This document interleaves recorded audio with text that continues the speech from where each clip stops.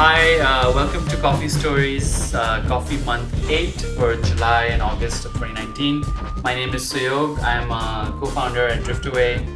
This is Ian, our lead roaster and green buyer, and Dave, our production roaster.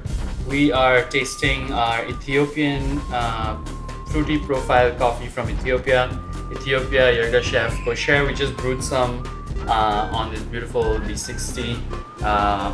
So let's have a taste.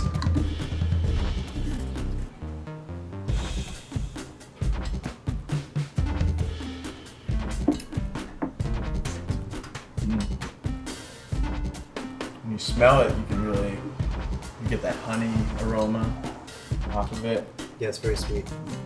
It's good. It's nice and light, floral, and citrus coming through. And a little bit of sweetness. Yeah. It smells like a classic Ethiopian coffee, like a traditional Ethiopian light roast. It really carries through the finish as well. Like it just kind of lingers on the tongue. It's nice. Reminds me of the one we had 2 months ago, the Banco Gotete. Right, so these two coffees actually are neighbors, if you will.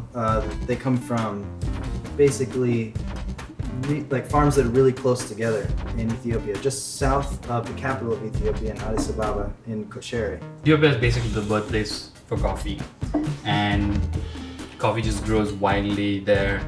A lot of times we hear about farmers are essentially just walking out into the woods or into the forest and picking coffee and then delivering it to processing stations.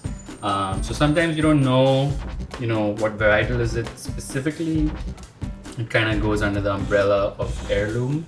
We're talking about maybe 100 different varieties of coffee that are all growing in the same place, and they're all contributing to this sort of bouquet-like flavor. Just like Right. think of It's like potpourri or something like that. Just tons of different flavors coming out. Growing coffee anywhere else in the world, you basically have to cultivate the land and create the conditions under which coffee is going to grow. But in Ethiopia, it's already set up for you. Right. It's natural. It's not necessarily farming, it's just happening. Yeah, it's you're wild, Like gathering. picking wild coffee. Yeah. Yeah. That's interesting. It sounds like it's kind of like a natural blend too, like just that area kind of naturally. Right. Whereas like most of the time we think about, we roasted it and then we blend the two things together, but it's kind of like naturally a mix. Yeah, and Yeah. they've actually That's done cool. experiments where they try to isolate one variety of coffee, or say even just pick out things that are normally considered to be defects in coffee, like lighter colored beans, and it just doesn't have the same flavor. The flavor that we want from this coffee comes from the natural, whatever occurs. Right. And if you mess with it at all, it just something is missing from the final product. Yeah. This is from Kochere, which is a micro-region within Ethiopia, not far from the capital, Addis Ababa. Around Kochere, all the other regions are also familiar terms, especially in terms of coffee. We have Gedeo, Gedeb, Yirgacheffe itself as a sort of bordering regions from Kochere.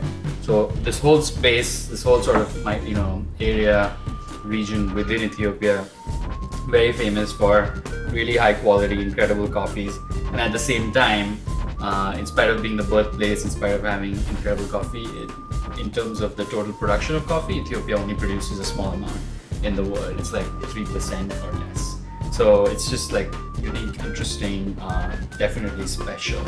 So we're excited about this. We're excited about bringing this to you guys.